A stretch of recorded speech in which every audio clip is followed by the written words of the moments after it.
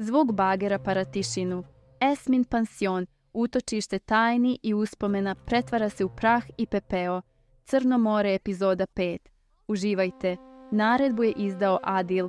Svaki srušeni zid je udarac u Esmino srce, ali i u njegovo. On ne ruši samo zgradu. On pokušava da sruši prošlost, da zatrpa sjećanja koja ga progone. Ali neke uspomene su jače od kamena, neke ljubavi su neuništive. Rušenjem pansiona, Adil simbolično zatvara svoj lični slučaj protiv Esme, ali otvara novi, mnogo veći, rat do istrebljenja protiv porodice Fortuna. Njegovi pravni i poslovni udari potresaju temelje njihovog carstva. Šerif, stjeran u ćošak, sprema se za najpodliji udarac do sada. Njegov plan je da otruje na hiljade koza, uništavajući tako egzistenciju cijelog sela i bacajući krivicu na Adila. To je igra bez pravila, u kojoj su svi ulozi dozvoljeni. Dok se rat zahuktava, Melina, Elenina majka, povlači novi potez. Ona daje Oruču fotografiju koja ledi krv u žilama. Na njoj je Eleni kao beba, u naručju nepoznate žene, u Istanbulu. Fotografija je dokaz da je Eleni prodata. Ova spoznaja budi u Eleni novu snagu. Ona mora saznati istinu. Zajedno sa Oručem donosi odluku da krene za Istanbul, u potragu za svojim korijenima. Adil, koji je tek počeo da gradi odnos sa svojom kćerkom, osjeća se izdanim. Njegov pokušaj da je zaustavi je uzaludan. Elenin odlazak za Istanbul je prekretnica za sve. Adil, ostavljen na obali, gleda kako avion odlijeće, odnoseći sa sobom njegovu jedinu nadu.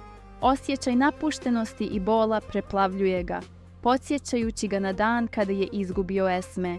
Esme, s druge strane, saznaje za Elenin put i razlog njenog odlaska. Spoznaje da Eleni traži svoju majku i da je ta majka Fortuna, pogađa je kao grom. Njen svijet se ruši.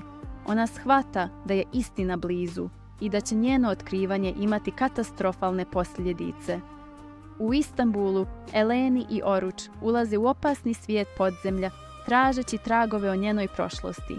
Svaki korak ih vodi dublje u mrežu laži i obmana.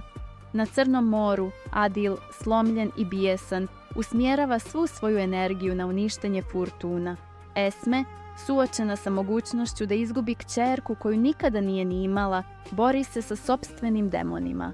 Ona se pridružuje Adilu u borbi protiv trovanja koza, ne iz ljubavi prema njemu, već iz očajničke potrebe da ispravi bar jednu grešku iz prošlosti. U Istanbulu Eleni i Oruč pronalaze ženu sa fotografije, ali umjesto odgovora nailaze na zid šutnje i straha. Žena im, prije nego što nestane u tami, daje samo jednu riječ, ime koje će ih odvesti do samog srca tame. U isto vrijeme, na Crnom moru, Adil i Esme uspijevaju da spriječe trovanje koza, ali njihova zajednička pobjeda je gorka. Oni su bliži nego ikad, ali istovremeno i dalji. U posljednjoj sceni Adil dobija poziv. To je Oruč. On mu izgovara ime koje je saznao u Istanbulu. To ime je povezano sa najmračnijim tajnama porodice Fortuna. Adil shvata da je rat za Crno more samo početak. Pravi rat se vodi u prošlosti, a njegove posljedice tek dolaze na naplatu. Epizoda 6. Kočari džet ponovo leti, ali ovoga puta atmosfera u avionu je na ivici eksplozije. Adil, Eleni i Oruč vraćaju se iz Istanbula, noseći sa sobom opasnu istinu. Adil, saznavši da su Fortune prodale njegovu kćerku, gubi kontrolu. U naletu bijesa, on hvata Oruča i prijeti da će ga baciti u motor aviona. Na hiljadama metara visine, život i smrt plešu u opasan tango. Eleni, vrišteći, pokušava da ih zaustavi. Ovo putovanje nije samo potraga za istinom. To je putovanje u srce mržnje. Njihov povratak ne prolazi neopaženo. Šerif, saznavši da su bili u Istanbulu, shvata da se obruč oko njega steže. On organizuje zasjedu na putu do sela. Adil i Gezep, njegov vjerni pratilac, upadaju u zamku. Počinje pucnjava. Adil, boreći se za goli život, shvata da je šerif spreman na sve.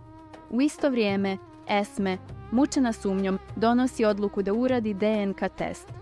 Ona mora znati da li je Eleni njena kćerka. To je jedini način da pronađe mir ili da započne novi rat.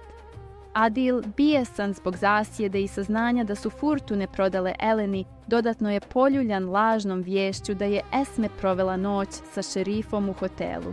To je kap koja prelijeva čašu. Njegova osveta postaje lična i brutalna. On napada radnike na svojim imanjima, nanoseći štetu i kočarijima i Fortunama, pokazujući da u njegovom ratu nema pošteđenih. U konaku Fortuna, Sevcan, Oručeva vjerenica, unosi svoje vjenčane darove, prkoseći Eleni i pokazujući joj ko je gazdarica.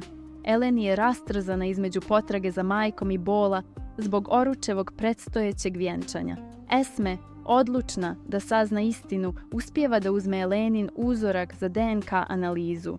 Ali šerif je korak ispred nje.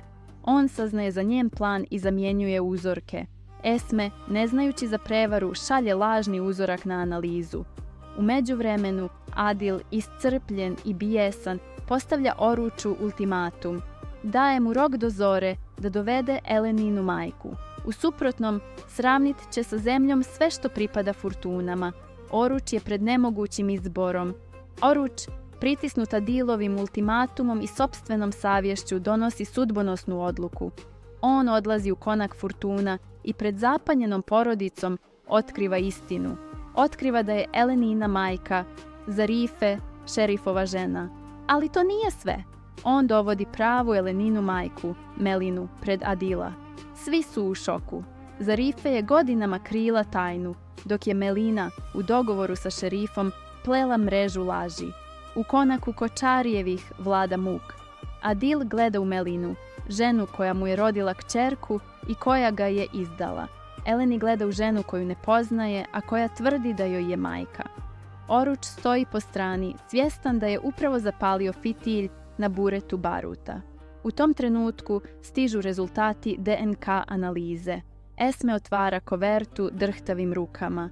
Kamera se fokusira na njenom licu dok čita rezultat. Rezultat koji će promijeniti sve. Da li će lažni test potvrditi šerifovu prevaru ili će istina na neki čudesan način pronaći svoj put. Sudbina svih likova zavisi od jednog papira, dok se nad crnim morem sprema oluja kakvu niko ne pamti. Hvala vam na gledanju, pretplatite se na kanal za još ovakvog sadržaja.